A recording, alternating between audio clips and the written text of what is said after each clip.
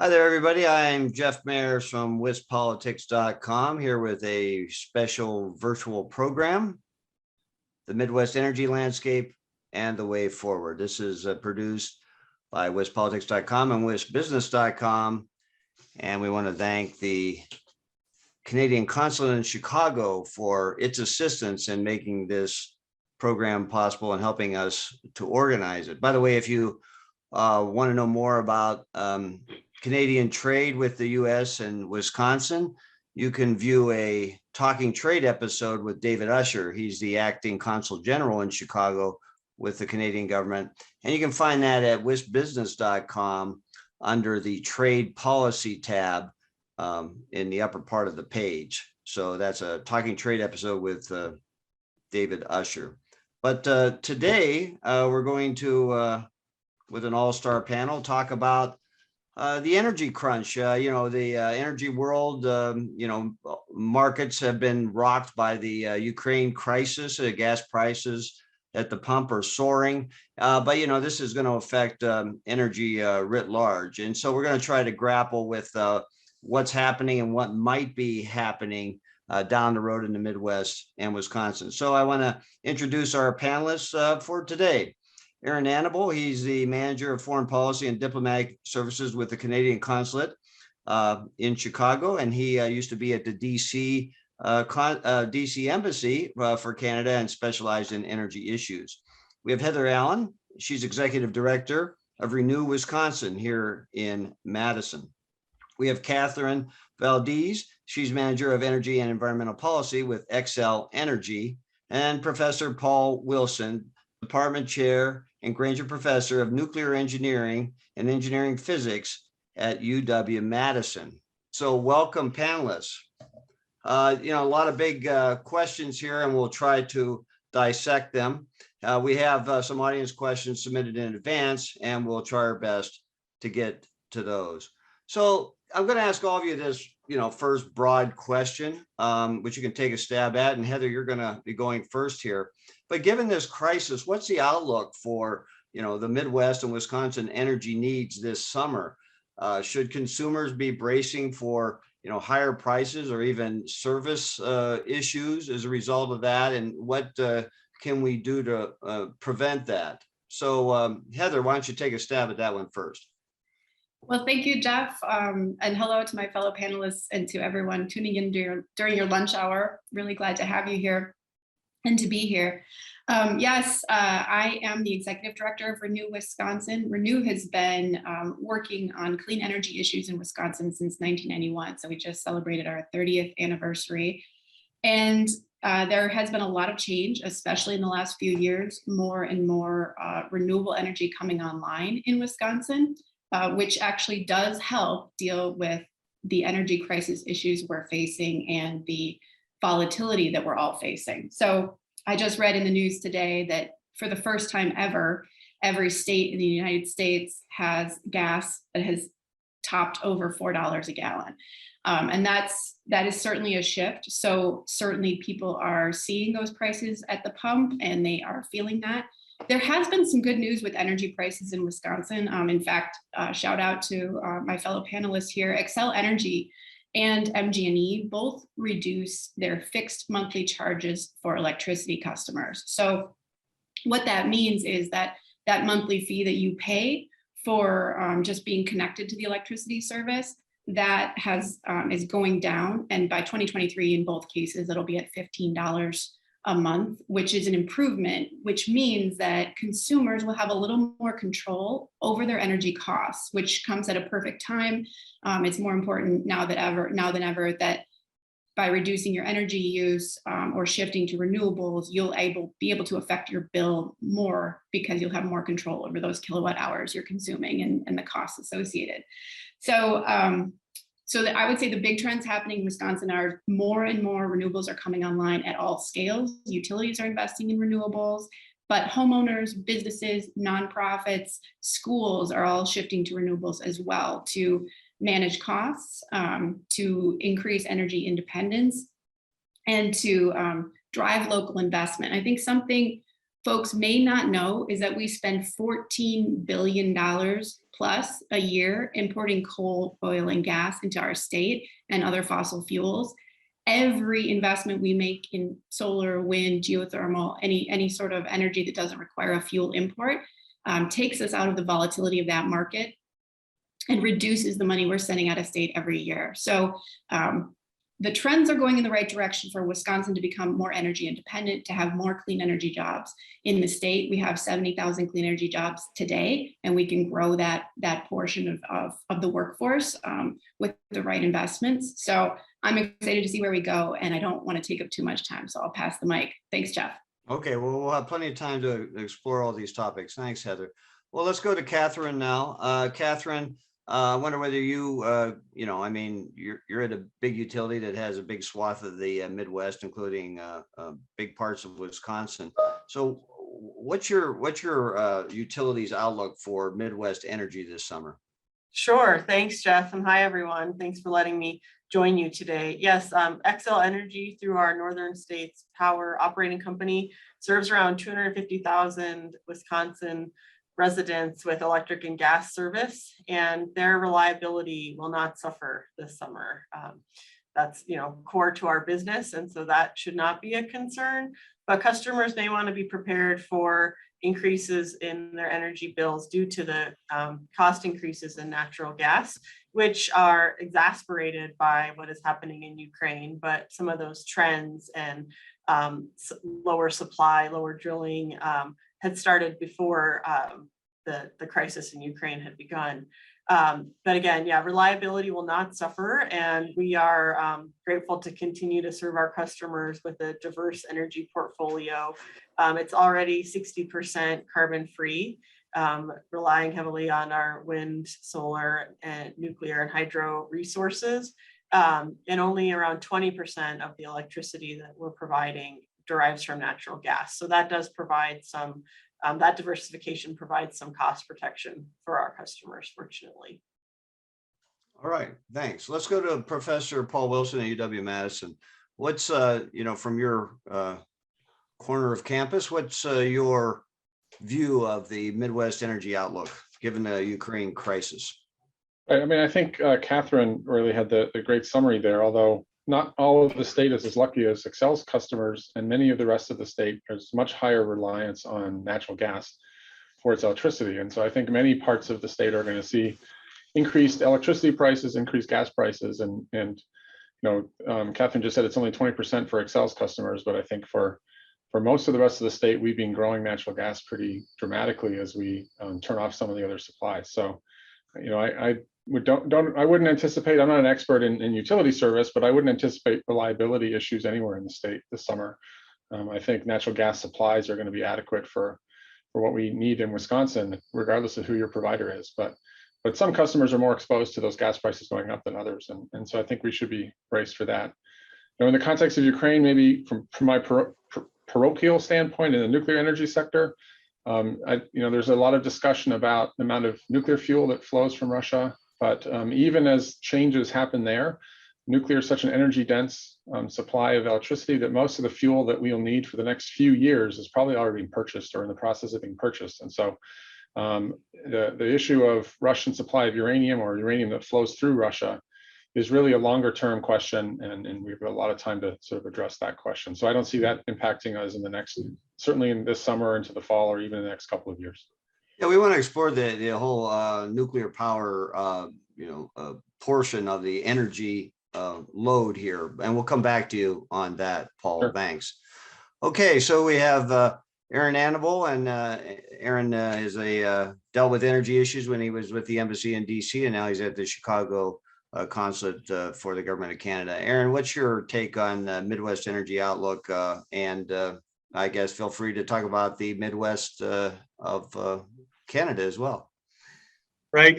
Thanks, Jeff, and nice to meet all of my fellow panelists. And I'm conscious of the fact that I'm sort of speaking as a voice from outside of Wisconsin, but certainly have a very important relationship with your state and with the entire region. So, to start out, I would say nationally, the bilateral energy relationship is a very important part of our overall relationship.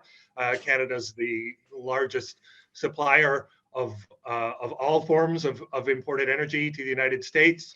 That trade was worth 85 billion in 2020. Now, in terms of drilling down to the region, for Wisconsin, our energy trade is worth just over 500 million annually. Canada's exports to Wisconsin currently are almost exclusively refined petroleum products, and we are also importing a significant amount of ethanol from Wisconsin to Canada. In terms of our crude oil flows, I would say the region's PADD 2 refineries very well served by Canadian crude. There are always, of course, capacity issues, challenges that we've encountered in the past.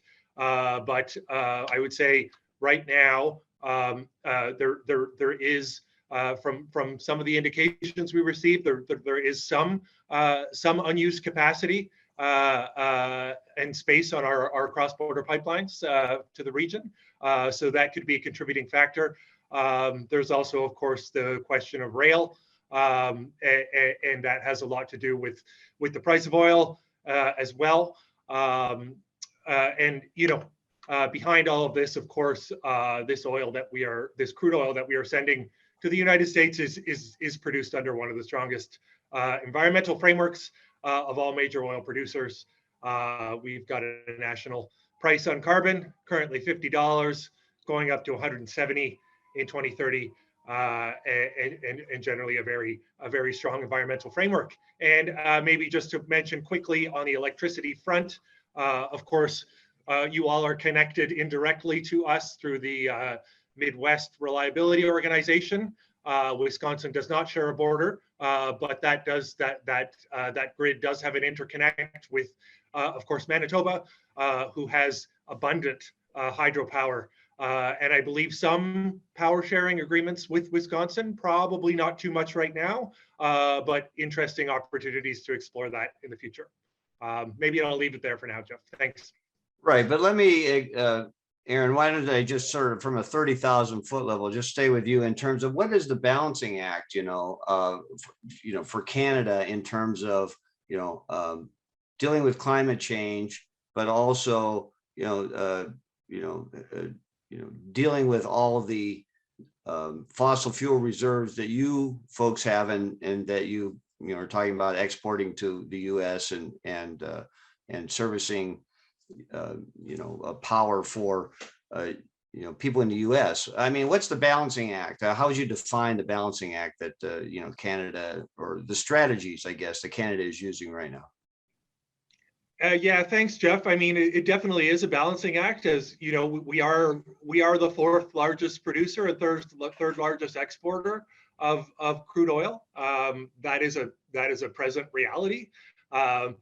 At the same time, our government has put very ambitious emissions reductions targets on the table, including achieving net zero emissions by 2050. And that's actually an objective that we've legislated into law, including with milestones along the way. So emissions reductions are going to have to come from all sectors, and that's going to include oil and gas. And one thing that we've seen that's good news to us is crude oil producers in Alberta have actually, on the industry side, set up the oil sands pathways to net zero, and that would be a group of producers who are looking at innovations and how they can reduce emissions of their own accord. And this initiative includes over 90% of the producers in our largest oil producing region. But yeah, it's going to take a lot of work to transition, which we're very focused on, and to lower our emissions. Right, you can't flip a switch to make this stuff happen. Okay, so Catherine, Paul was mentioning, that Xcel is kind of ahead of the game, or in terms of other utilities, in terms of its portfolio in terms of fossil fuels. Can you talk broadly about what Xcel's broad goals are for this, and when that started, and what the goal is to transition? Sure, would love to share that. So in 2018, Xcel Energy was the first utility to set a carbon-free goal for all of its electric customers by 2050, with an interim goal of 80% reduction by 2030. And so that's our corporate vision. It's core to everyone's work here, and really focusing on how we accomplish that. And we have plans in place recently approved for the Midwest that march us towards that 2030 interim target. So we will be out of coal operations in the Midwest by 2030, with another plant retiring in 2028, and then significant renewable additions, 1,300 megawatts of additional solar, over 2,000 megawatts of additional wind are all in our current portfolio, along with extending our nuclear plant assets that are very valuable carbon-free resources to us. But that doesn't get us all the way there. So the day we launched that vision, we also began to really dig in on what are the 24/7 technologies that we'll need in addition to those wind and solar solutions to maintain the reliability of our service and the low costs that our customers expect. And that is an exciting and difficult challenge, but one that we're up to accomplishing, and we're really getting started on it now, working with environmental NGOs, technology companies, consortiums with national labs in the United States and other energy industry groups to really identify what are the leading technologies that will get us that last 20%, and what do we need to do to support those technologies today so that they're affordable and we can roll them out quickly and at scale. I think that we're just feeling the pressure to accelerate that technology deployment effort. And so, recognizing we're not going to do it on our own, and working with everyone to get there. Okay, so let me try to summarize the transition that has been taking place. And if I'm wrong, Catherine, I'm doing it sort of, in a quick way. So, there was this effort to get away from coal because of the pollution, and natural gas was the bridge to get to renewables. And then renewables became a lot cheaper, faster. And then, so now they're much more an option, but a lot of utilities are stuck in the natural gas transition pipeline. Is that about right? Yes, and we are a natural gas distribution company, and rely on our natural gas units today to provide the reliable service we have. We're also a cold climate utility, obviously serving Minnesota and Wisconsin, but Colorado as well. So we see that as that network, that pipeline infrastructure, and what it carries in the future as critical to this transition.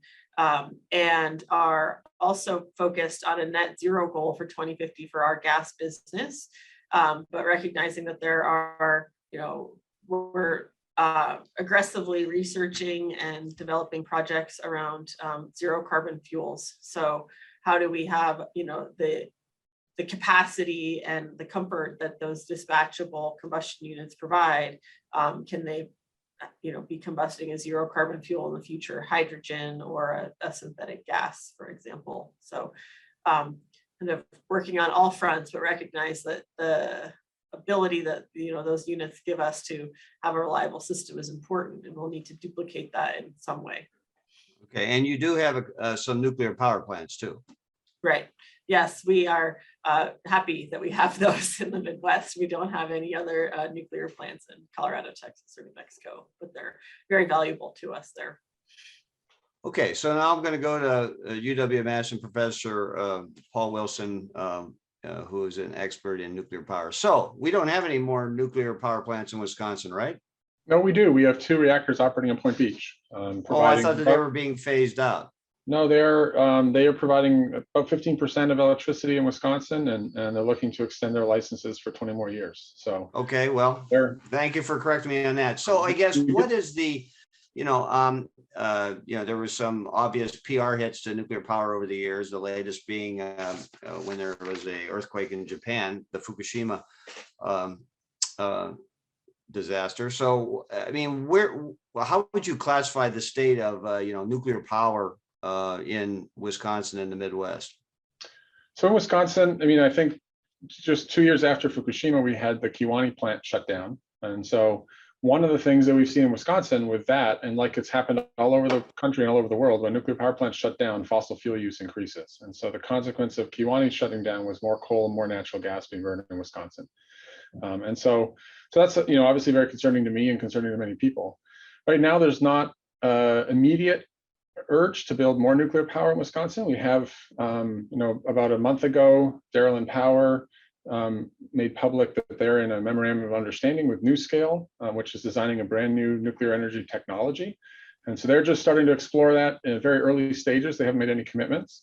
I'll say that Xcel has also got connections with NuScale. About 6 months ago, they announced that they were looking to become potential operator of the first of NuScale's reactors to be built in Idaho. So it's a bit of a complicated arrangement. They'll be owned by a set of municipal utilities from Utah. They'll be built in Idaho, and they could be potentially operated by Xcel. I think it's a great move for Xcel because, I'm going to sound like Xcel's biggest fan here, but it gives them an opportunity to get some operating experience with an asset they don't have to own in case they're interested in exploring that technology in the post 2030 timeframe that Catherine was talking about, needing new investments. Returning to Wisconsin. So, hey, before you go on, Paul, explain what is the NuScale? Is that it? NuScale. What is the NuScale technology? What makes it different from the ones that are operating now? Sure. So NuScale is the sort of front runner in what are called small modular reactors. And so this will be a reactor that's designed to be, about 20 times smaller than the typical reactors we see being built around the world right now. And there's a bunch of advantages to this. The first one is that, the first one is you just need to raise less money to build it. It just costs less to get started. But the other thing is that they're designing their facilities that you would build 6 or maybe 12 of these eventually on that site. And so you can build one for lower investment and then start operating it and earning revenue and use some of that revenue to help with your investment of the next one and so on. And also when you have a bunch of them operating, you can refuel them one at a time so that you're always providing electricity from your nuclear power plants, maybe reduced by 1/12 or 1/6 if you're shutting them down. But right now, nuclear power plants shut down for about a month every 18 months. And so that's a time period where utilities have to figure out how to meet that burden. Usually it's the spring and the fall, and it's not such a difficulty. So NuScale's, and so the last piece of it I think that's important is that the NuScale technology, partly because it's smaller and partly because of some engineering innovations, is designed to have much lower risk of evacuations and a much smaller footprint in terms of emergency planning. And so they have worked with the Nuclear Regulatory Commission to come up with a plan where they don't need to have to plan on evacuating any population from outside their facilities, regardless of the kind of thing that might happen there. So I think all of those things put together make it a very attractive technology, but it's brand new and nobody's built one before, right? And so there's a lot of uncertainty still. I think broadly speaking, if we look forward, there's a lot of excitement about smaller reactors in general, the NuScale reactors, and maybe even 10 times smaller than that. Canada is a leader in this because the early markets for these are remote northern communities. The United States, that means Alaska, but in Canada, that means across the Northwest Territories where they have to ship diesel fuel in right now at ridiculous costs and environmental burdens. And so I expect we'll see some of those reactors prototyped in some of those places. And once they're proven successful, they really change the dynamic dramatically with how communities engage with nuclear energy because they become neighborhood-sized assets. And so rather than being utility scale assets where utilities are making decisions for communities, communities will be able to decide what mix they want of renewable energy and nuclear energy. And it may make sense for a community to have a local wind farm, a local solar field, and a small modular reactor or microreactor that's backing all of that up. And so we're doing a lot of work now on trying to figure out what those mixes look like to get us to zero carbon electricity solutions, and even more so energy solutions. There's a lot of heat that we use in industrial processes, which is really not very easy to use solar and wind to provide that heat as much as it is to use something like nuclear. And so I'm interested in seeing a mix where we have a healthy fraction of wind, of solar storage, but also nuclear energy to help balance all those loads. Okay, so Heather, you heard what Paul said about, when the Kewanee plant went down, Wisconsin used more fossil fuels. And I think that same was true in Germany after Fukushima. I just read where same thing happened there. They're taking their plants offline and they were increasing their fossil fuel use, and that's a bad thing given the Ukraine crisis. So anyway, what about, coal is still, fossil fuels are still big in the mix here, and how can we speed the transition away from those? Is nuclear power one of the options in your view? Well, it is right now, as has been said, it is a big part of Wisconsin's energy mix today. And it's one of the largest carbon-free emissions electricity sources in Wisconsin today. But I think that, what we're focused on at Renew Wisconsin is the technologies that will help us clean the grid, both from carbon emissions, but also air pollution and health issues. We're looking for safe energy sources that don't require a lot of imports, that can really help build energy independence. So for us, we are looking to a future that is now incredibly possible because of the increasing scale of production of renewable equipment and the costs coming down of wind and solar so dramatically. That's why utilities and homeowners can invest in these in clean energy. So, the big things that have to happen to transition the grid are we have to build more solar and wind.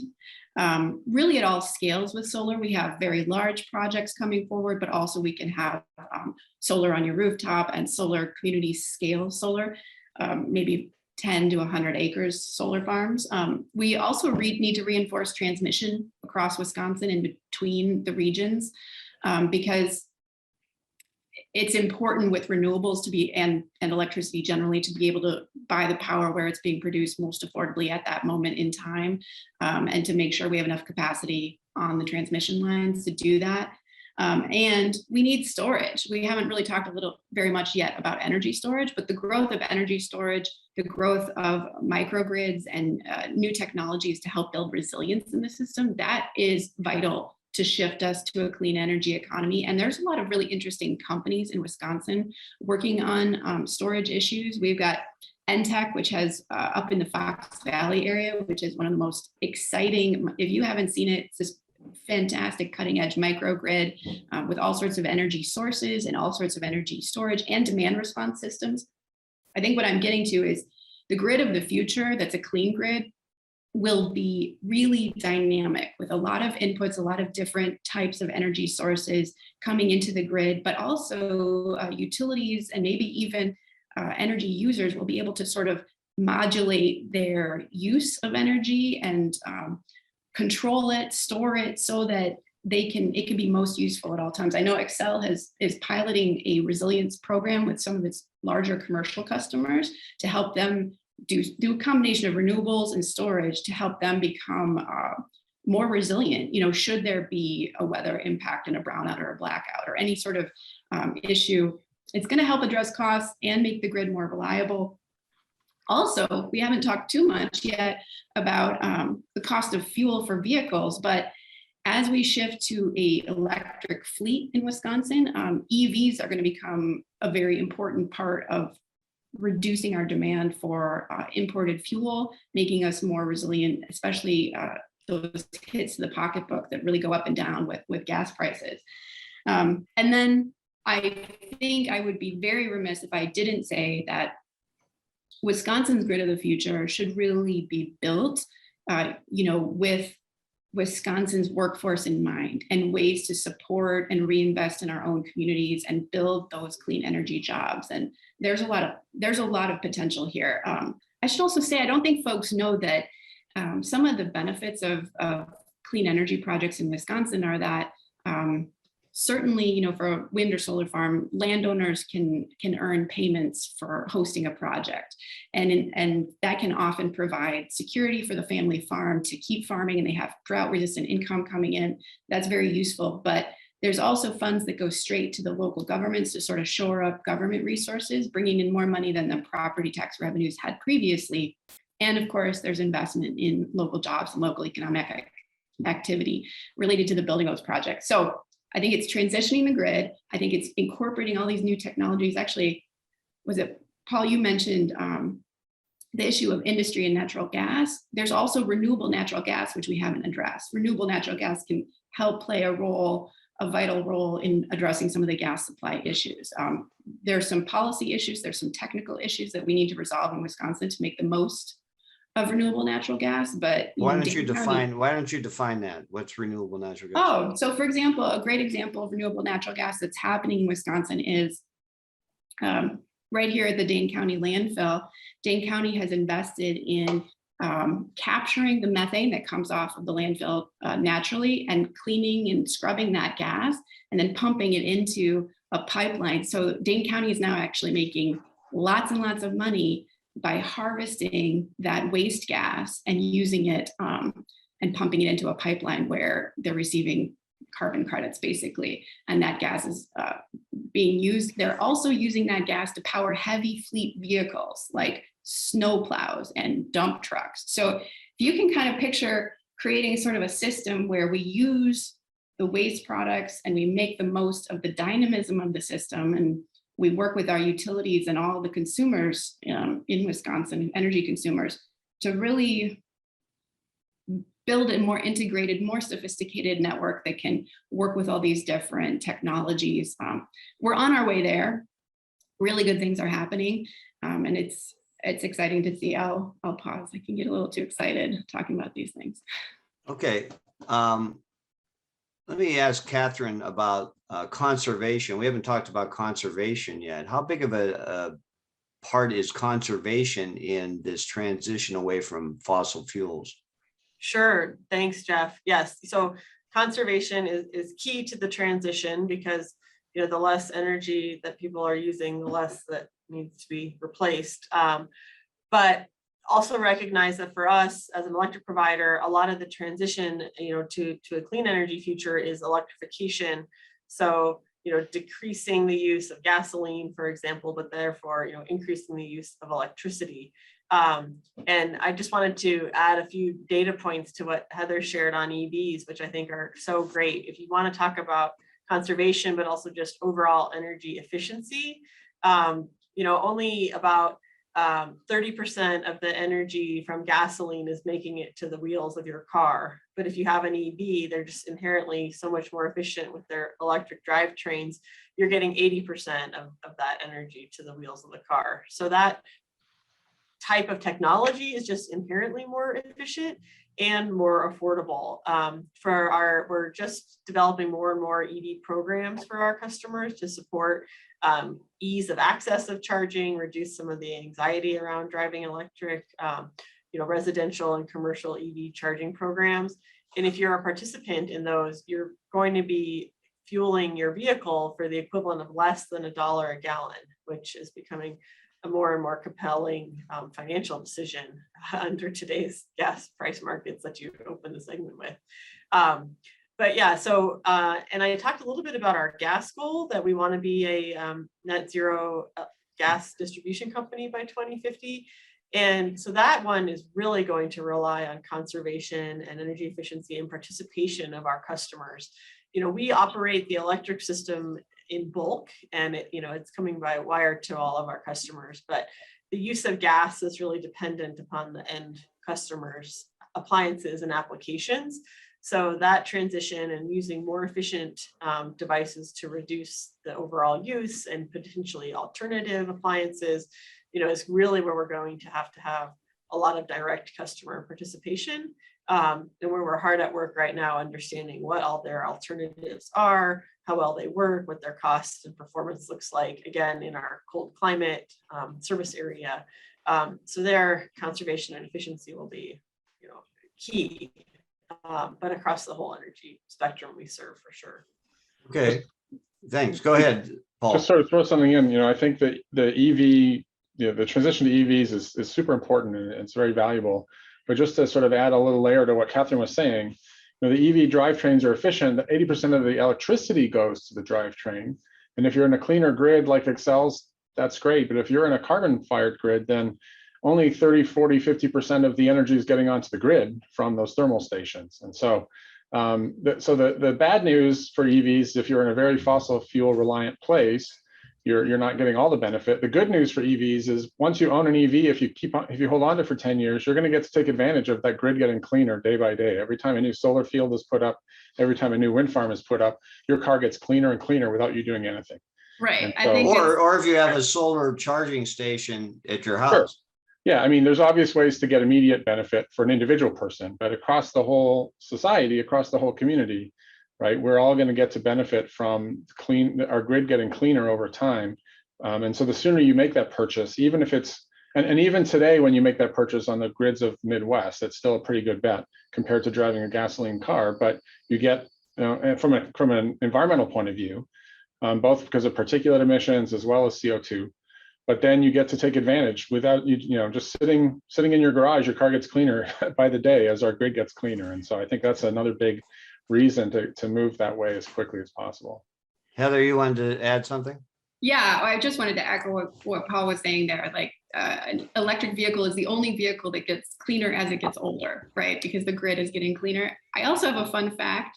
We've done some back of the envelope calculations. If you had a solar farm that was 1 acre of solar in Wisconsin, and you powered a traditional vehicle on it, if you powered an electric vehicle on a 1 acre solar farm, it would go 74 times further than a traditional vehicle on a 1 acre of ethanol. So that's another way of looking at the efficiency of electric vehicles and the fuels we put in our vehicles today, and how we use our land now to create energy. Well, I'm going to get a call from the ethanol folks on that one. All right, let's go to Aaron. Aaron, what's going on, in terms of, the grid, the grid crosses the border. We're sharing power over the grid. What is Canada doing in terms of making the grid more efficient? What's Canada doing in terms of conservation efforts? What's Canada doing in terms of making EV charging easier? Yeah, thanks, Jeff. Few things in there, I guess. So for the grid, we work very closely across the border. We're members of NERC, so we collaborate with U.S. utilities through that channel. In terms of conservation and efficiency, I would say that those are very important aspects of our 2030 emissions reductions plan. We're making investments to develop a national net zero by 2050 building strategy, and that will build off existing initiatives to set out new policy and programs, incentives and standards needed to drive what we hope is a massive retrofit of existing building stock and construction to the highest zero carbon standards.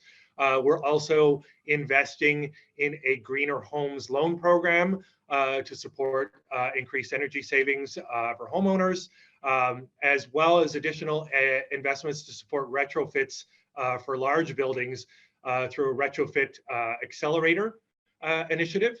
And there's a number of other aspects. So in terms of ZED, and I say ZED as a Canadian, ZEVs, it's a huge priority. I think not only for Canada, but it's actually a really important aspect of the roadmap for a renewed U.S.-Canada partnership that was announced by our leaders last year.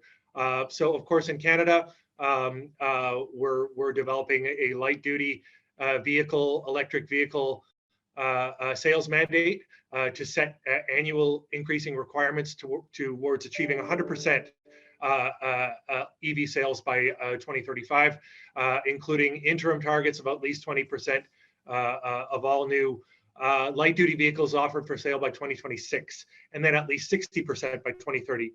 So those are ambitious targets. And again, this is an area where we really see the importance of collaborating with the US as we both share a lot of the same EV objectives. And you know, one thing I'll highlight down here in Illinois, we have Lion Electric, which is a Quebec-based medium and heavy EV manufacturer that's currently building what's going to be the largest medium and heavy EV plant in the United States in Joliet. So that's a really bright spot for us. But yeah, I would say overall, we're really excited about EV collaboration with the US. And yeah, I think our grid, you know, we have over 35 cross-border transmission connections, but you know, ensuring the free flow of electricity is something that's really important and something that we'll continue to focus on. All right, well, I still have you, Aaron. What is the stance in Canada on nuclear power?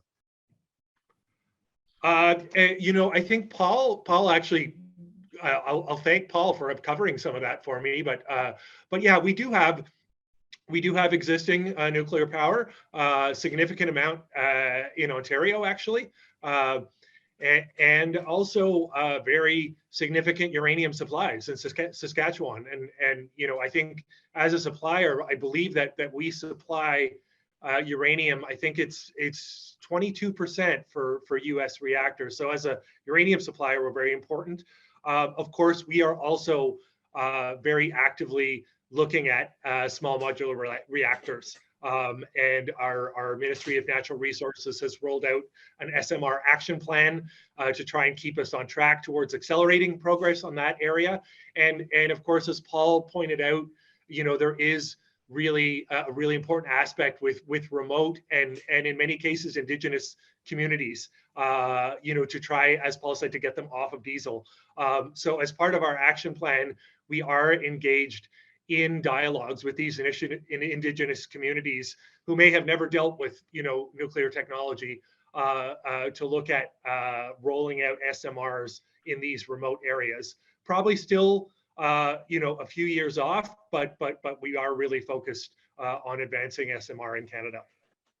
Okay, so we're going to have some get to some questions from the audience, and I may just direct them at an individual panelist. I think that might be easier. We got about 15 minutes here. So Heather, let me go to you on this one. What state policies need to occur for Wisconsin to be zero carbon by 2050 or earlier? That's a great question. In 2019, Governor Evers set a goal for all electricity to be carbon-free by 2050. To do that, you know, the number one thing we really have to do is to replace fossil fuel generation with renewables. So building more solar and wind projects are the number 1 and 2 things we really have to do to transition the grid. We also have to support distributed generation, smaller scale projects that go on rooftops. We can facilitate that by creating a fair, a level playing field for those projects and the value of those projects and what they provide and put onto the grid. We need to utilize the federal funds, both the VW settlement funds to deploy electric vehicles, and the forthcoming funds from the recent Infrastructure Act, which will bring $79 million in federal funds to Wisconsin for EV infrastructure. And I know that the administration is working incredibly hard to get the plan out in August that will position Wisconsin to be able to utilize those funds and build more EV charging stations around the state. And there's the Lake Michigan Corridor project, which will create electric vehicle charging infrastructure around Lake Michigan. And we have partners obviously in Michigan and other parts of that corridor that'll be working on that. Well, suffice it to say that you know, certain government subsidies or government funding can speed this up, right? Because make it easier for it to happen, right? Solar and wind are absolutely beating coal economically today. So that's why you're seeing all this shift to clean energy. Natural gas has historically been more cost competitive with solar and wind, very, very close. But now that natural gas prices are coming up, there is incentive to do even more wind and solar.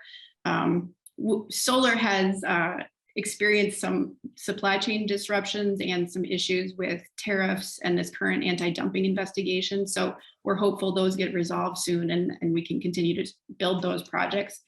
But yeah, I mean, we have seen incentives and tax breaks for all kinds of energy sources historically, fossil fuels, and especially, and there have been some early, there's the income tax credits and the production tax credits for wind and solar, which definitely help expand those markets.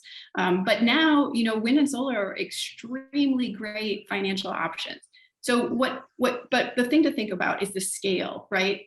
Scaling up to a clean energy future in Wisconsin requires a great deal of new projects. So Columbia coal-fired power plant, Columbia County, that is about a 2,400 megawatt project.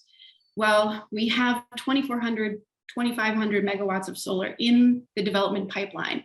And that's a bunch of different projects. That's at least 12, it could be 15 different solar projects. So just to replace that coal-fired power plant, which is planned to shut down in 2024, we have to build a lot of new projects. So what we really need are policies, and we need public support to build renewables in Wisconsin so that we can have homegrown energy and we don't have to import fossil fuels to run our economy and make sure everything is working like we want it to. I just want to, I think it's important to recognize that 2,400 megawatts of solar does not replace 2,400 megawatts of coal. No, I'm not saying that. I know. There's capacity issues. There's all sorts of nuances. Right. No, Yeah, I mean, I just want to make sure that everyone on the other side of this, right? So we need even more solar and wind, right? Because there are capacity factors and all those sorts of things, right? So it's important not to think of megawatt per megawatt replacements. I think I wasn't trying to say that. Yeah. I think right now the renewables are the low-hanging fruit in Wisconsin. We're early in the transition. There's lots of capacity, lots of room in the electricity system for more renewables to take up the load and move us away from fossil fuels. But we do need to start thinking about the long term. And I think there's a lot of studies that show that if you try to get to zero carbon, that it's very difficult to do it on renewables and storage alone. It's very challenging, even if we look at storage getting cheaper. The variations we have, the spans of low wind and solar periods that we have to overcome for weeks at a time, maybe, we need some sort of firm low carbon supply. And so I don't think nuclear is the next thing to be built in Wisconsin. I think solar and wind are the obvious next choices, but we do need to keep our eye on the prize down the road of getting to very high penetrations of low carbon technologies. We'll need to start adding in things other than those sources to really make it all come together. Okay, so let me go to Aaron now, because I think that this, you talked about pipelines before. This is a question from Christy. How do the current plans that Enbridge has to reroute its line in Wisconsin fit with Canada's plan for net zero emissions and ZED vehicles, et cetera? Yeah, I tell you what, Jeff, I think I've got three coming at me in the chat, so I'll kind of do lightning round on those. Okay. So yeah, current pipelines operated by Enbridge and other companies. I mean, as I said initially, all of our sectors are going to have to reduce emissions, and the oil and gas sector is no exception there. And I mentioned the Pathways to Net Zero initiatives, and that's initiated by the producers. What we're looking at as part of our emissions reduction, the government's emissions reduction plan, is we've announced that we will put a cap on oil and gas emissions, and we're currently in consultations for how that's going to be rolled out. But no question that yeah, well, and I think the track record, intensity of oil sands production emissions have come down 30% since 1990, and emissions will continue to drive that further. Another question, speaking of Indigenous communities, can you speak to the First Nations Canadian interaction for the proposed Trans Mountain expansion and Coastal GasLink projects? So quickly on that, some tough, complicated issues in Canada with Indigenous communities, particularly as our government has placed a priority on Indigenous reconciliation. What I would say is there's a diverse range of positions among tribes on various energy projects. In the case of the Trans Mountain expansion pipeline, which is being built now from Alberta to the BC coast, we're actually setting up an Indigenous advisory monitoring committee, and that's where both government and tribal representatives will participate in a regular forum that will monitor the commitments to environmental stewardship that the project proponent has made and ensure that those commitments are being delivered on. Coastal GasLink, I mean, there you have a division of opinions actually within a tribe, the tribal administration versus the tribal elders. That's a pretty complicated issue, and we're trying to move forward very carefully, as is the proponent on that project. And then I'll just take the last one quickly. Of Canadian crude remains in Wisconsin. So right now I would say not that much because you currently don't have any operating refineries. That will change. The refinery at Superior is currently being rebuilt, scheduled to come back online, I believe, next year. That's a Canadian company. That'll be 38,000 barrels per day. Otherwise, a great deal of Canadian crude goes to Illinois and Minnesota refineries. And some of that makes its way back to Canada in terms of refined products, but also certainly makes its way to Wisconsin and many, many other states. Okay, there was my lightning round. Okay, so I'm going to go to Catherine now. There's a couple questions that have just come in regards to Xcel. So I think you can see them there, but I'll read it too. Does Xcel's 60% carbon-free energy production include upstream supply chain aspects? For example, the mining and construction for solar panels and or wind turbines?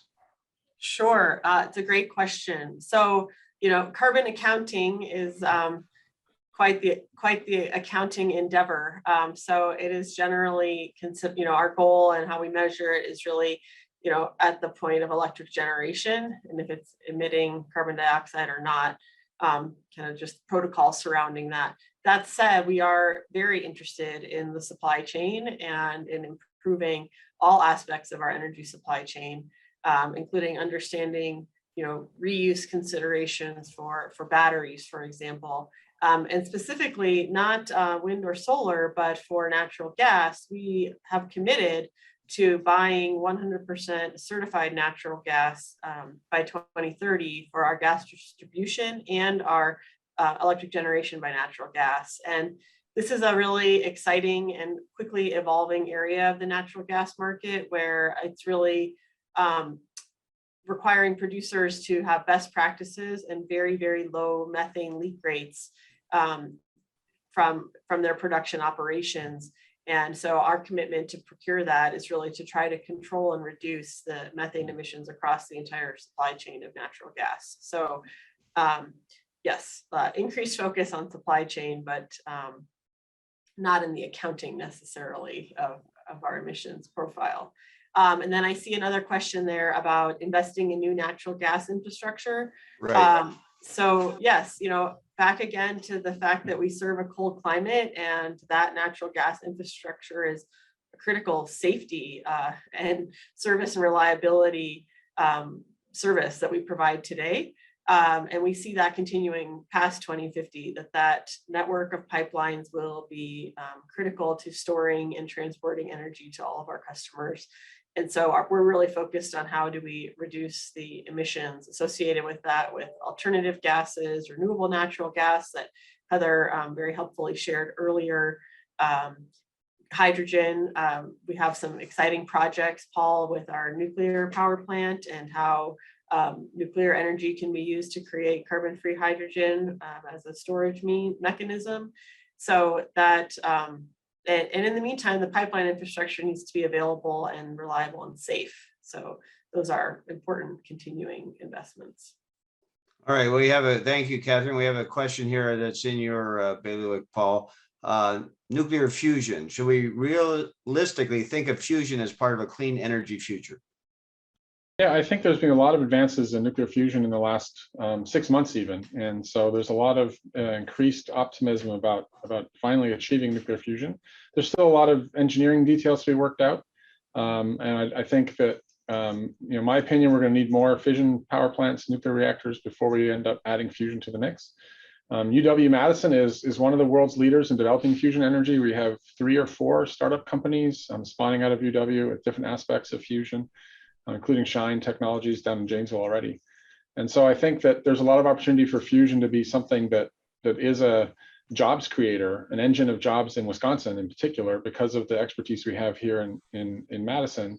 But it's still down the road. I mean, there's a lot, things seem to be moving faster than they have been for most of my career, but I think that there's a lot of other technologies we need to make sure we put in the mix before we get to fusion. Right. The big advantage of fusion would be what? No waste, no traditional waste to have to bury. Right. So it's plentiful supply of fuel. Most of it's coming from water, naturally occurring. And the amount of the radioactive waste would be greatly reduced compared to fission reactors. And so the goal will be to have no high level radioactive waste from fusion at all. So. Okay.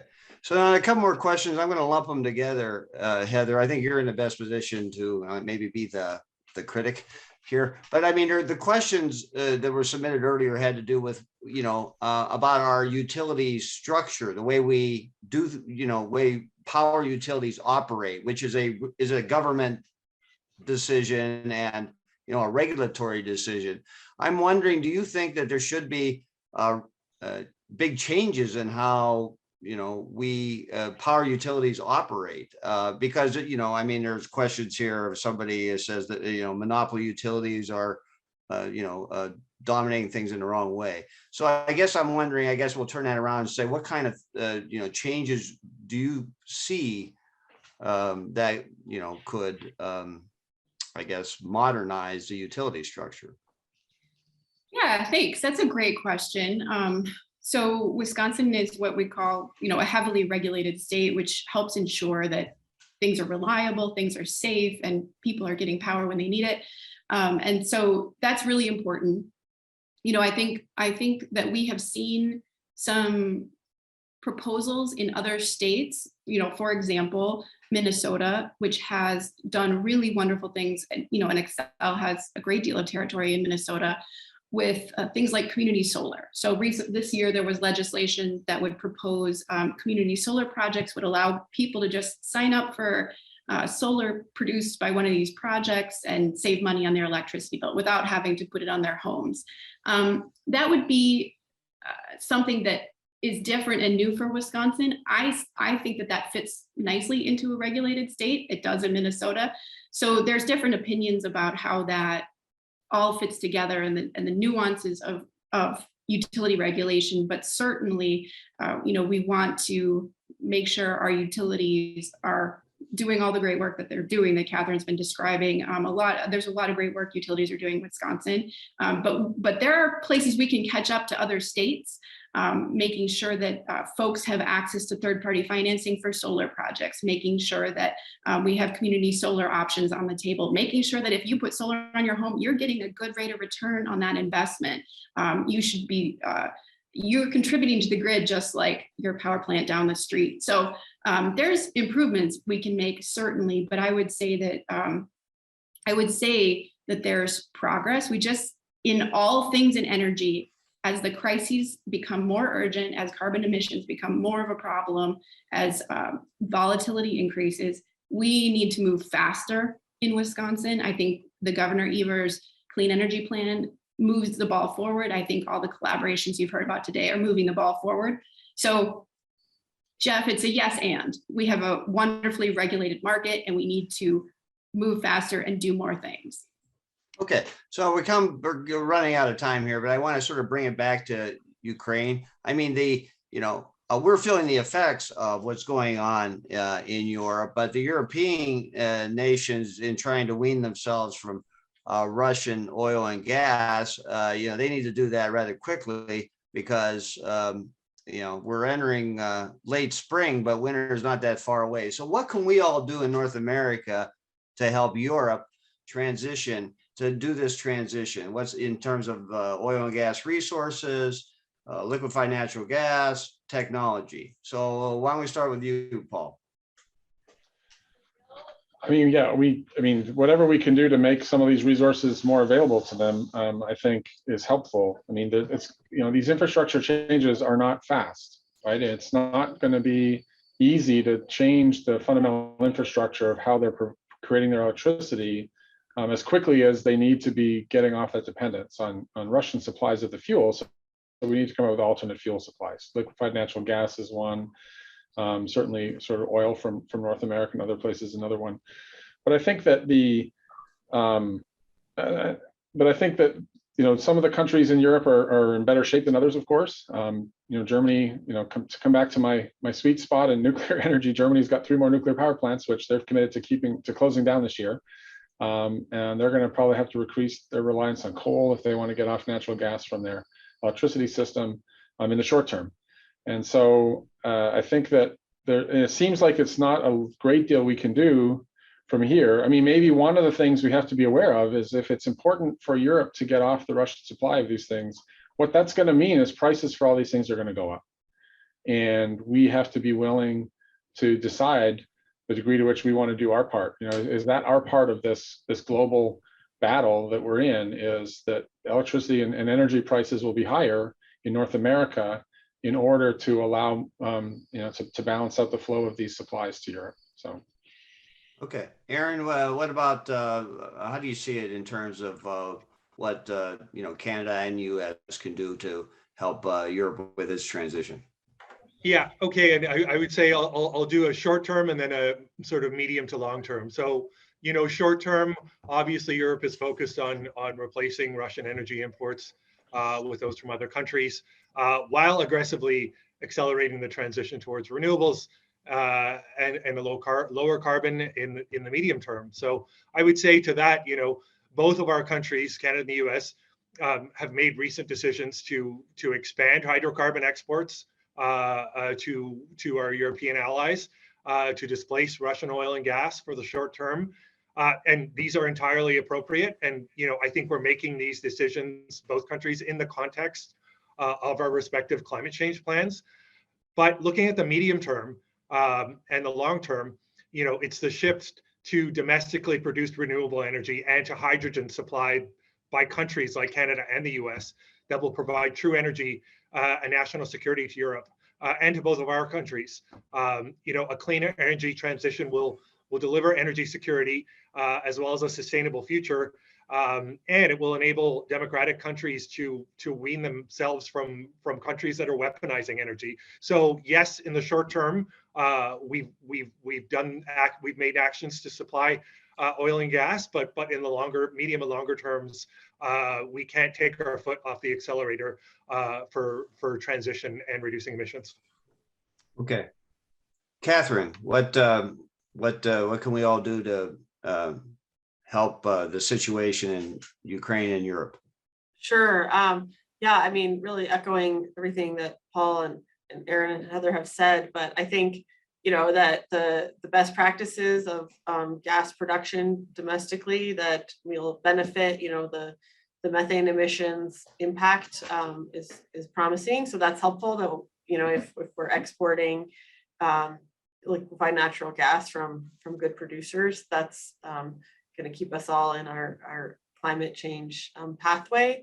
But also, I'm seeing more and more collaboration with energy companies, with utilities here and utilities in Europe around planning and technology deployment, and a lot more information sharing and lessons learned. And I think that, just further sharing and collaborating on projects, because we're all trying to go, further and faster than we did before, will be really beneficial. And it's fun and exciting, and the conversations are really great. So I expect more of them. Okay, Heather, get the last word.